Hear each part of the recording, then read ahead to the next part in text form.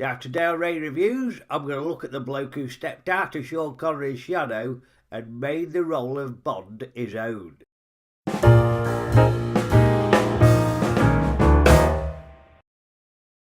So after Sean Connery had given up Bond, they needed somebody to step into his shoes, and they got Roger Moore.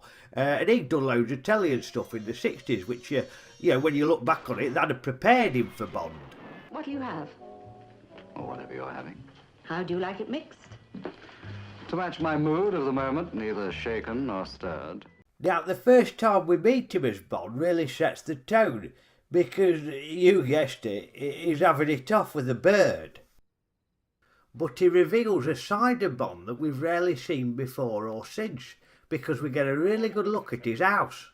And we can see he's got these nice pyjamas on, and also we get to see inside his kitchen. He makes his boss a coffee with this cafetiere gadget, which has probably been a product placement back in the day, and he's got these bloody awful kitchen tiles. Now, we used to have some of them. I remember Denise in the 70s. Denise insisted we had some stuff like that, and then later on she changed her mind and said it was crap. So I had to change it all. Now, the Roger Moore Bond films are renowned for having some fantastic action set pieces and some tremendous stunts.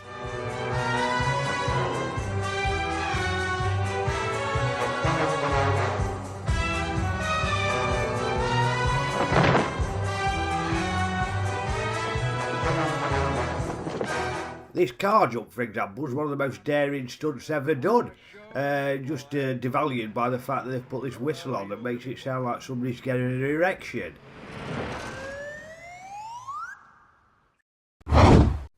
Now, when you look a bit closer, it becomes apparent that Roger doesn't do any of the stunts. He doesn't do any of them.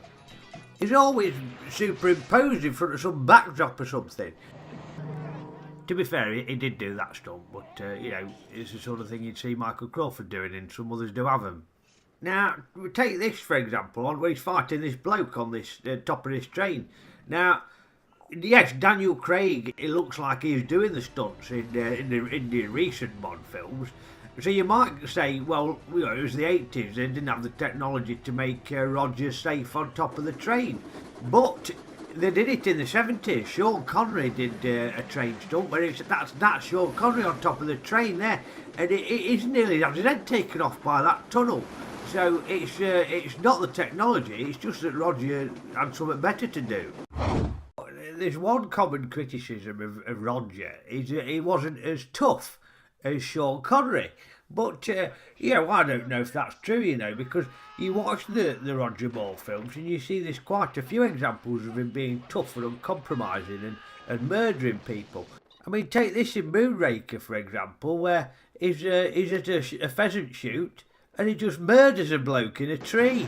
Doesn't even flinch. You missed Mr. Bond. Did I? Now, one definite change that Roger brought in was that he introduced a lot more comedy. For example, after he'd murdered somebody, he'd come up with a light-hearted quip.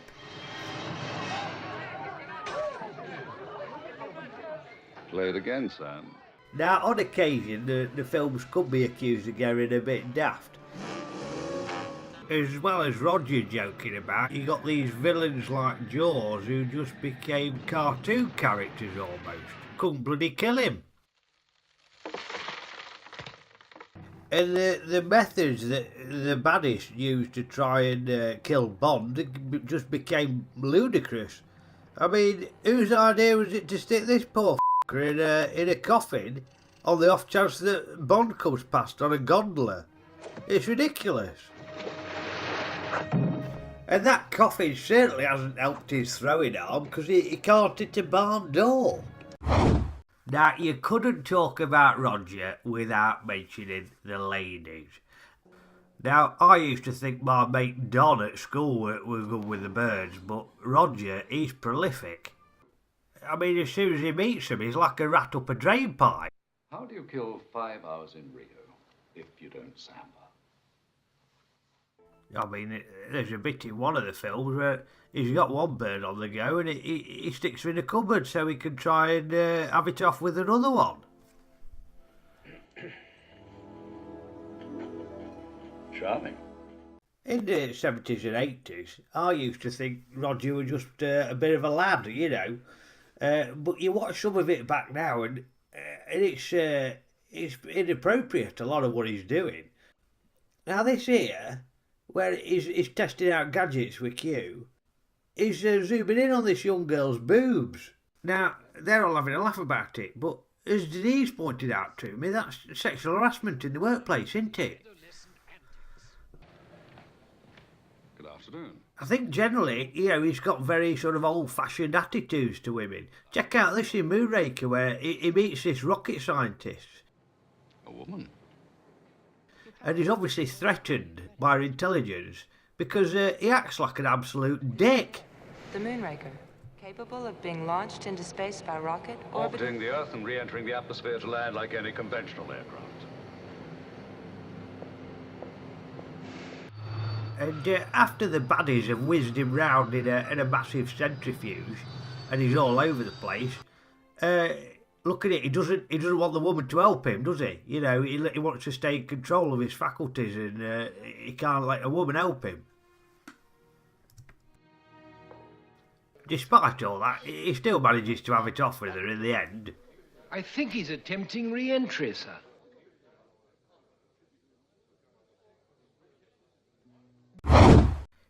I think perhaps the most concerning example of Roger's behaviour towards women is in Live and Let Die, where he seduces a young Jane Seymour, who's supposed to be a young virgin, by making her think that the tarot cards have predicted that she's got to have it off with James Bond.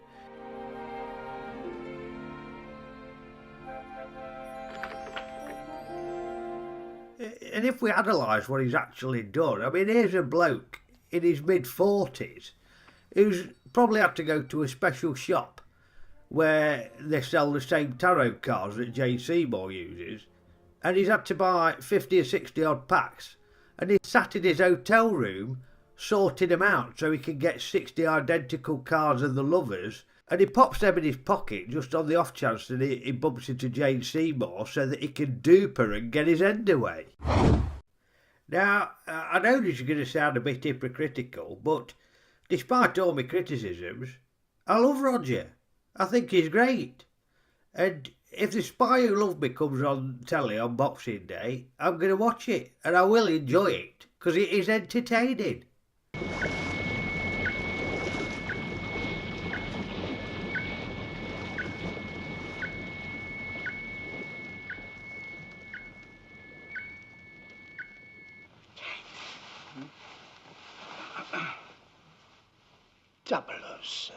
Triple X. Bond, what do you think you're doing? Keeping the British hand up, sir. Oh, Roger. If you enjoyed that, you can click subscribe below or watch some of these links to similar videos of me waffling on about stuff. Or add some comments if you thought I were talking a load of rubbish. Ta-ra!